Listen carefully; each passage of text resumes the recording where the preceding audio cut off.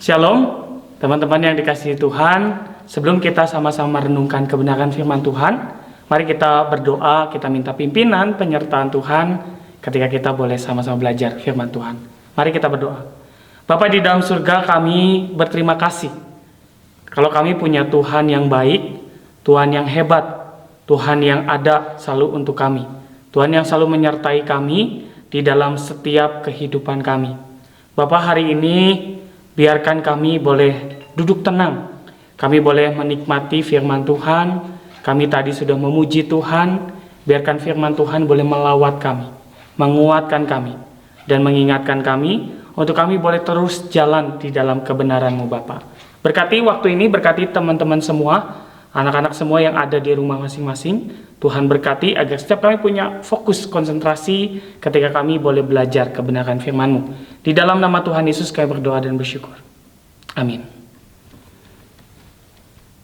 Ya, sekali lagi saya sapa teman-teman semua yang ada di rumah. Shalom. Bersyukur kalau hari ini boleh dikasih kesempatan dikasih kesempatan untuk membawakan firman Tuhan di SMP Bintang Mulia. Nah, kita akan sama-sama belajar kebenaran firman Tuhan. Hari ini tema firman Tuhan yang akan kita sama-sama pelajari adalah mind check atau gimana kita ngecek pikiran kita. Diambil dari Filipi pasalnya yang keempat ayat 8 sampai 10. Mari teman-teman di rumah masing-masing kita buka firman Tuhan dari Filipi pasalnya yang keempat ayat 8 sampai 10. Saya akan bacakan bagi teman-teman semua. Filipi pasal 4 ayat 8 sampai 10. Jadi akhirnya saudara-saudara, semua yang benar, semua yang mulia, semua yang adil, semua yang suci, semua yang manis, semua yang sedap didengar, semua yang disebut kebajikan dan patut dipuji, pikirkanlah semuanya itu.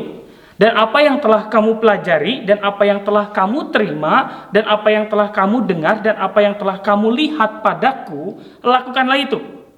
Maka Allah sumber damai sejahtera akan menyertai kamu. Ayat 10. Aku sangat bersuka cita dalam Tuhan bahwa akhirnya pikiranmu dan perasaanmu bertumbuh kembali untuk aku. Memang selalu ada perhatianmu tetapi tidak ada kesempatan bagimu. Sedemikian jauh pembacaan firman Tuhan. Dikatakan berbahagialah setiap kita yang bukan hanya mau membaca, mendengarkan, tetapi mau melakukan firman itu di dalam kehidupan kita hari lepas hari.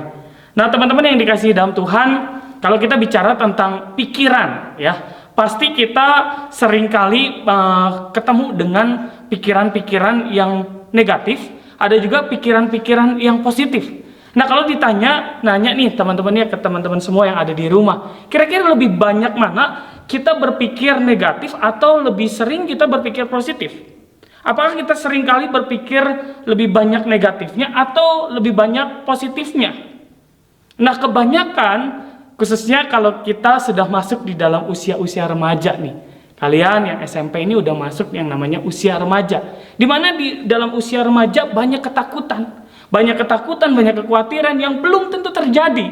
Tetapi di situ yang namanya pikiran negatif kita mulai bermain. Orang yang berpikiran positif itu pastinya orang yang satu, percaya diri untuk melakukan tugas. Jadi kita pede aja lakuin tugas. Kita merasa bisa, kita merasa mampu. Orang yang berpikiran positif itu berani melakukan hal baru sebagai sebuah pengalaman, sebagai sebuah challenge. Dia akan berani untuk menerima challenge-challenge yang ada. Kemudian orang yang berpikiran positif juga orang yang punya semangat juang. Dia tidak mudah menyerah ketika menghadapi berbagai macam masalah. Kemudian dia selalu ada keinginan untuk upgrade diri. Di dalam setiap tugas atau di dalam setiap mata pelajaran yang baru, kita bukan berpikir untuk aduh ini susah, ini nggak bisa, enggak. Tetapi dia punya keinginan untuk mengupgrade dirinya. Bahkan di dalam setiap tantangan yang dihadapi, dia akan melihat ini menjadi sebuah cara Tuhan untuk mengupgrade dirinya. Kemudian orang yang berpikiran positif itu tidak menyalahkan orang atau tidak menyalahkan kondisi. Kemudian orang yang berpikiran positif pastinya dia adalah orang yang tenang. Dia adalah orang yang optimis dalam menghadapi tantangan. Berbeda dengan orang yang negatif. Coba kita cek, apakah kita berpikiran negatif atau kita berpikiran positif? Ciri-ciri orang yang selalu berpikir negatif biasanya selalu merasa nggak mampu. Kalau tadi yang positif dia berasa mampu, saya pasti bisa. Walaupun belum dicoba dia bilang aku bisa. Tetapi orang yang negatif, dia akan selalu merasa, saya nggak mampu, saya nggak bisa. Siapa saya? Masa sih saya bisa? Masa sih saya bisa dapat juara 1? Masa sih saya bisa dapat nilai 100? Selalu underestimate sama dirinya sendiri. Kemudian orang yang berpikiran negatif biasanya takut, pesimis dalam melakukan atau mengerjakan tanggung jawab atau tugas yang diberikan. Kemudian orang yang berpikir negatif itu takut melakukan perubahan. Dia takut banget ketika dipindahkan, pindah kelas, atau mungkin ada perubahan yang terjadi, gurunya ganti. Wah, kita jadi, aduh gimana nanti saya bisa atau enggak. Nah, banyak pikiran-pikiran seperti itu ya. Kemudian selalu merasa kondisi situasi yang dia hadapi itu enggak baik-baik aja. Kemudian selalu curiga sama orang lain, padahal orang lain lagi ngomongin yang lain, ngomongin film, ngomongin apa, tapi kita lihat, kok orang itu kayak ngomongin aku ya, padahal dia lagi nggak ngomongin kamu. Tetapi kita punya kecurigaan, dan akhirnya orang yang berpikiran negatif biasanya hidupnya nggak tenang. Nah, gimana dengan teman-teman? Kalau kita tadi compare, memperlihatkan orang yang berpikir positif sama orang yang berpikiran negatif, kira-kira banyaknya kamu ada di mana? Apakah kamu lebih banyak di pikiran negatif, atau kamu saat ini sedang memiliki pikiran-pikiran yang positif di dalam menghadapi setiap permasalahan atau tantangan yang kalian sedang lakukan ini? Nah, teman-teman yang dikasih dalam Tuhan, pikiran kita, apa yang kita pikirkan itu akan mempengaruhi apa yang kita yakini. Kalau kita merasa nggak mampu, itu yang kamu yakini bahwa kamu nggak mampu. Dari situ akan mengubah perasaan kita. Itu akan mendirect perasaan kita. Akhirnya kita jadi males. Aduh, udah nggak bisa, ya udah. Jadinya kita kayak mudah menyerah, dan akhirnya actionnya kamu nggak mau kerja keras. Contoh, ketika kita mikir bahwa di dalam pikiran kita kayak, aduh susah lah dapat ulangan nilai bagus. Itu yang dipikirin. Dan akhirnya kita meyakini bahwa kita nggak bisa. Selesai kita meyakini kita nggak bisa, feeling kita adalah feeling yang, aduh ngapain juga gue belajar, gak ada gunanya gue belajar. Dan akhirnya actionnya jadi malas, atau mungkin kedua actionnya, gue nggak belajar, gue akan nyontek. Ini action. Jadi pikiran itu mempengaruhi action kita. Tetapi sebaliknya, kalau kita berpikir kita mampu, kita bisa, kita dipimpin oleh Tuhan, dikasih kekuatan oleh Tuhan untuk bisa dapat pencapaian yang kamu kasih ya, yang kamu akan lalui itu. Kita akan berpikir, oke, saya bisa. Kita yakin bahwa oke, saya akan belajar, saya akan usaha yang terbaik. Kemudian feeling kita jadi semangat, betul ya? Semangat, dan nanti actionnya pastinya kita akan belajar lebih giat. Nah, ini yang terjadi teman-teman ya. Setiap aksi dimulai dari pikiranmu. Sekali lagi, setiap aksi itu dimulai dari pikiranmu. Jika kita tidak memikirkannya, maka kita tidak mungkin melakukannya. Jadi semua core-nya ada di sini, di dalam pikiran. Istilahnya server yang mengatur semua organ tubuh kita itu ada di dalam pikiran kita. Jadi kalau kita nggak pikirin, kita nggak akan lakuin. Otot jari aja ya, otot-otot yang ada di dalam tubuh kita, ada banyak sekali otot-otot ya. Kemudian kita gerakin otot kita itu digerakkan oleh otak, fungsi otak itu. Nah teman-teman, pikiran atau akal budi atau otak kita itu adalah anugerah yang Tuhan kasih buat kita. Tuhan menciptakan manusia seturut dan serupa dengan gambarannya, termasuk di dalam akal budi dan juga di dalam pikiran kita. Kita bisa memikirkan segala sesuatu yang baik. Tuhan menciptakan pikiran itu dengan tujuan yang baik. Tuhan menciptakan pikiran, Tuhan memberikan akal budi kepada manusia untuk kita bisa membedakan mana yang jahat, mana yang baik, mana yang benar, mana yang nggak benar. Jadi ketika kita saat ini ada sebagai anak-anak remaja, kita harus mulai nih men-shape pikiran kita, mana yang benar, mana yang nggak benar, mana yang baik, mana yang nggak baik. Di sini kita belajar yang namanya bagaimana kita menggunakan mindset kita menggunakan akal budi kita menggunakan pikiran kita. Pikiran atau akal budi menjadi sebuah keistimewaan bagi setiap manusia. Kenapa saya bilang kayak gitu? Karena makhluk ciptaan lain gak punya akal budi. Kita punya akal budi. Kita dikasih yang namanya pikiran yang sehat. Dan Tuhan membuat itu untuk kita bisa mengasihi Tuhan, untuk kita bisa memuliakan Tuhan. Mengasihi Tuhan, jelas.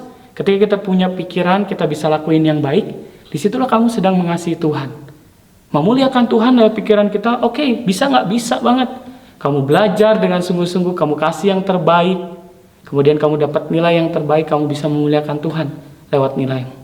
Kamu nggak nyontek, kamu sedang memuliakan Tuhan. Kamu nggak nyontek, kamu sedang mengasihi Tuhan. Kamu nggak kerja sama waktu di Zoom, walaupun guru nggak tahu, tapi Tuhan tahu. Disitulah yang namanya kita punya pikiran yang benar. Nah, teman-teman yang dikasihi dalam Tuhan, dosa itu merusak pola pikir manusia. Dosa merusak pikiran manusia. Sehingga akhirnya kita nggak bisa mikir yang baik. Akhirnya kita sulit untuk mencari tahu kehendak Tuhan apa di dalam kehidupan kita. Akhirnya kita sering mikirin hal-hal yang negatif. Sering mikirin, terdistract dengan toksik-toksik yang masuk ke dalam kepala kita, dengan segala sesuatu yang tidak benar di dalam kepala kita.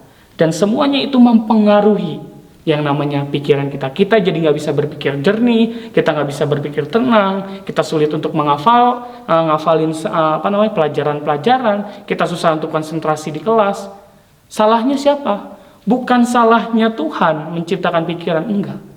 Tetapi kita yang nggak bisa mengendalikan pikiran itu. Nah, di dalam Filipi pasal 4 ayat yang ke-8, Paulus mengingatkan jemaat di Filipi, dia bilang gini, jadi akhirnya saudara-saudara, semua yang benar ini positif nggak? Positif. Semua yang mulia, positif nggak? Positif. Semua yang adil, positif nggak? Yes, positif. Semua yang suci, positif nggak? Yes, positif. Semua yang manis, positif? Yes, positif. Semua yang sedap didengar, semua yang disebut kebajikan dan patut dipuji, dikatakan Paulus apa? Pikirkanlah semuanya itu. Paulus bilang jangan mikir yang aneh-aneh. Pikirkan semua yang positif, semua yang baik. Semua merupakan hal positif saat kita diperhadapkan dengan kesulitan sekalipun. Di situ Tuhan menyediakan hal-hal yang positif.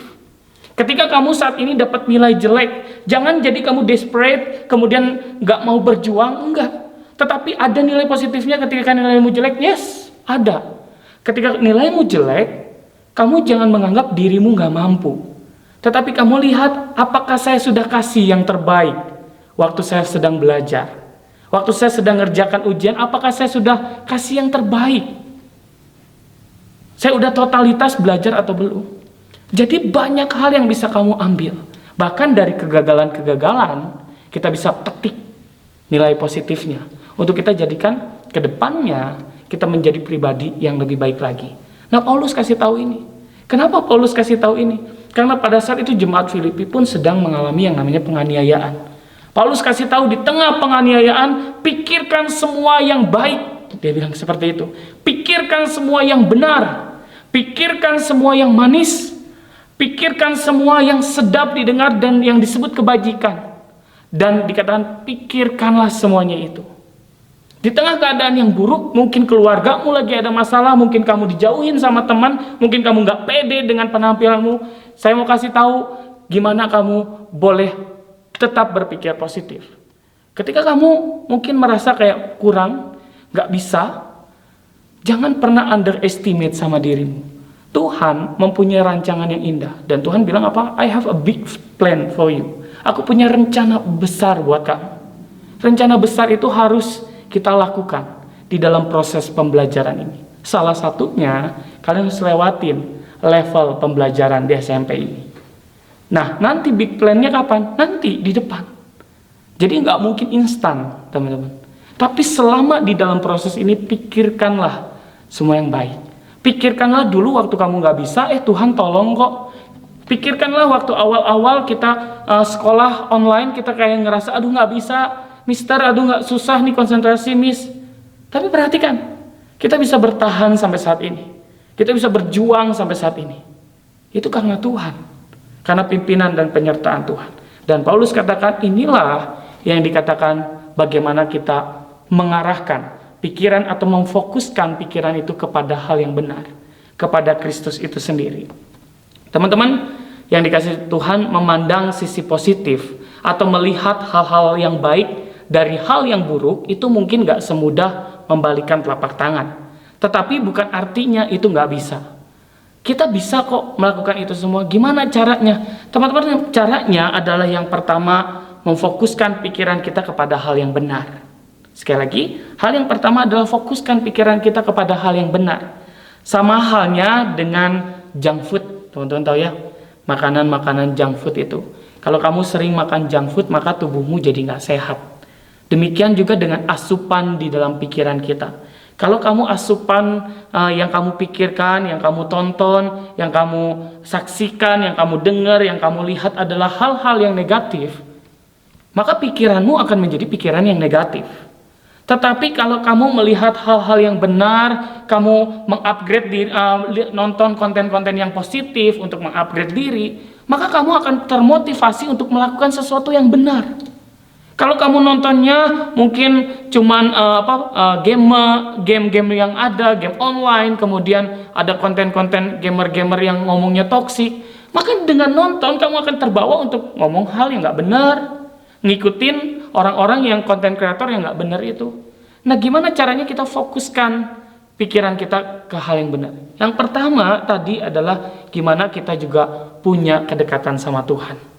Teman-teman, dibilang bahwa sumber hikmat adalah takut akan Tuhan. Permulaan akan hikmat adalah takut akan Tuhan. Dan dibilang bahwa Allah adalah sumber hikmat itu sendiri. Ingat ya, ada seorang raja bernama Salomo yang pada saat itu minta Tuhan, Salomo nggak minta yang namanya kekayaan, Salomo nggak minta yang namanya kekuasaan, tetapi Salomo cuma minta hikmat dari Tuhan. Dan pada saat itu Salomo menjadi orang terpintar ya yang ada di dalam dunia.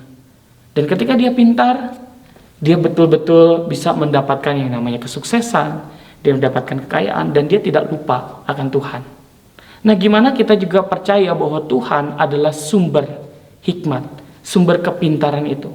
Mari kita belajar untuk punya pikiran yang fokus sama Tuhan. Gimana fokusnya? Baca firman Tuhan, jelas teman-teman. Kita harus membaca firman Tuhan, kita harus merenungkan, kita rajin saat teduh, kita rajin berdoa. Daripada kita menonton hal-hal yang tidak benar, konten-konten yang mungkin jadi toksik tadi, junk food, istilahnya junk food yang masuk ke dalam pikiran kita akan membuat kita selalu berpikiran negatif. Kata pikirkan itu, pikirkanlah itu yang Paulus bilang di ayat ke-8 menjadi penekanan untuk kita tetap fokus kepada hal-hal yang baik dan yang benar. Karena sangat banyak hal-hal di luar sana yang negatif, teman-teman. Saya nggak tahu apakah teman-teman kalau browsing internet, apakah kalian betul-betul cuma browsing internet untuk mencari informasi, ataukah ketika browsing internet banyak godaan, banyak rayuan untuk kita mengakses internet yang tidak sehat, teman-teman. Mungkin mama papa kita udah batasin, tapi kita masih aja bisa.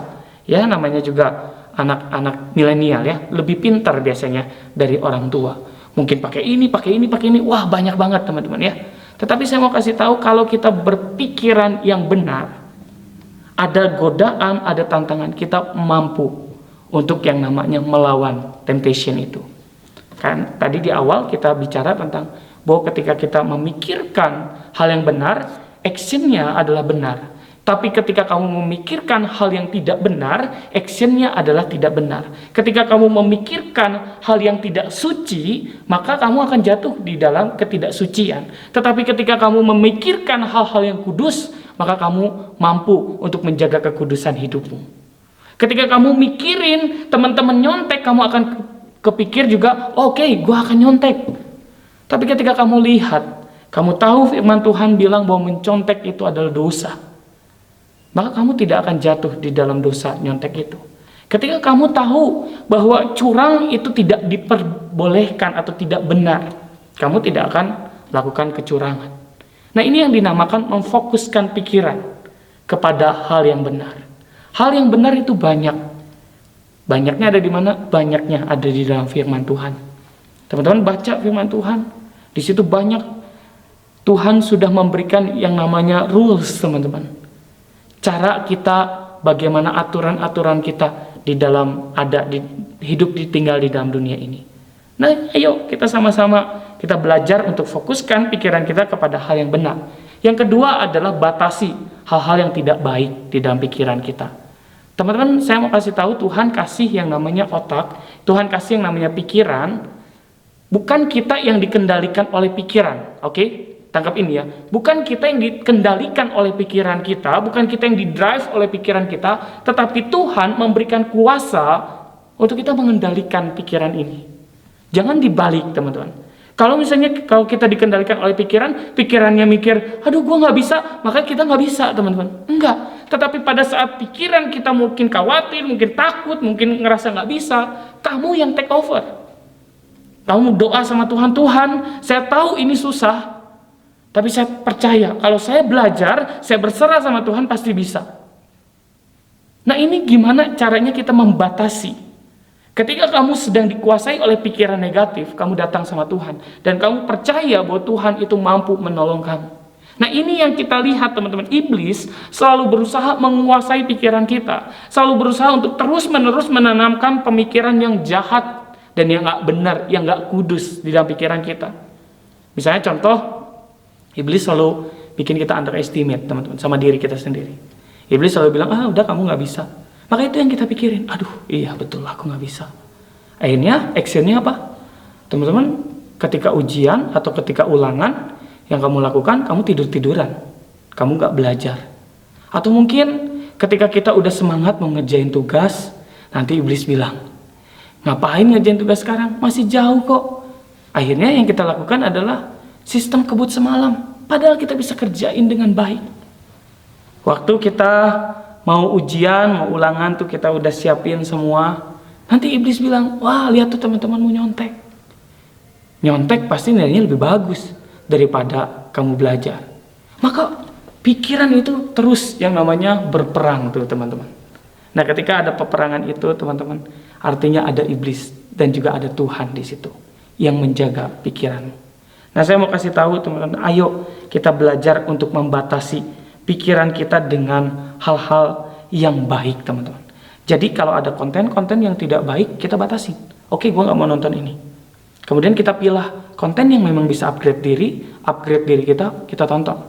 Gak ada salahnya kita belajar dari YouTube. Kita belajar dari platform-platform online yang lain, teman-teman. Misalnya kita belajar bahasa Inggris, why not kita juga belajar matematik di YouTube juga banyak. Tetapi hal-hal yang negatif kita mulai bisa belajar untuk membatasi. Saya percaya teman-teman bukan lagi anak kecil yang istilahnya dicekokin, makan ini, suruh minum ini, enggak. Tetapi kita bisa memilah, mana yang baik sih buat saya? Oh, ini enggak baik buat saya. Maka kita berhenti di situ. Yang harus dibatasi apalagi, batasi dan buang hal-hal yang mungkin buat kamu tidak bikin kamu bertumbuh, yang bikin kamu malah jatuh semakin punya pikiran-pikiran yang gak betul ya. Buat batasan pada saat kamu merasa gak bisa bersyukur atau ketika kamu insecure.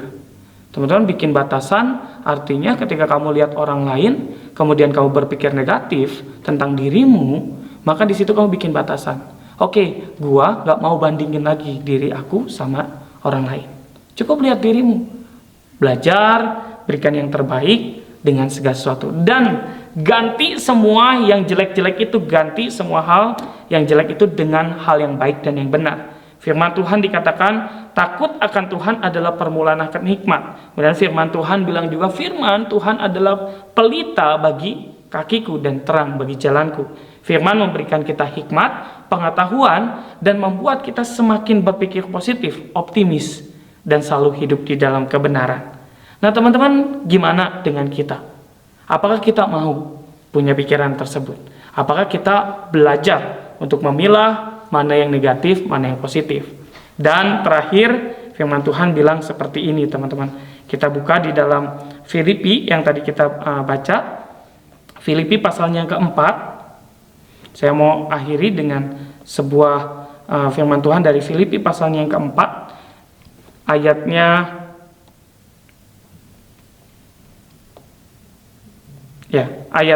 yang ke di ayatnya yang ke-9. Dan apa yang telah kamu pelajari, dan apa yang telah kamu terima, dan apa yang telah kamu dengar, dan apa yang telah kamu lihat padaku, lakukanlah itu. Nah, jadi ketika kamu udah belajar nih, gimana kamu nge-shape your mind, nge-shape pikiran kamu. Nah, ini saatnya kamu do it. Actionnya lakukan. Paulus bilang, gak cuma pikirkan, tetapi lakukan. Lakukan semua yang baik, lakukan semua yang benar, lakukan semua yang dianggap kebajikan, lakukan semua yang adil, lakukan yang manis didengar. Dan saya percaya damai sejahtera Allah itu akan membuat pikiran kita lebih tenang.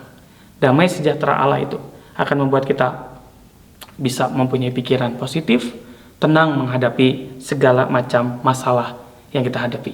Mau nggak teman-teman?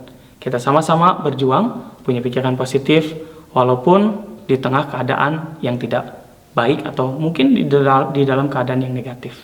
Kayaknya firman Tuhan boleh menguatkan kita, mengingatkan kita, dan kita boleh terus maju, punya pikiran yang positif. Amin. Mari kita berdoa.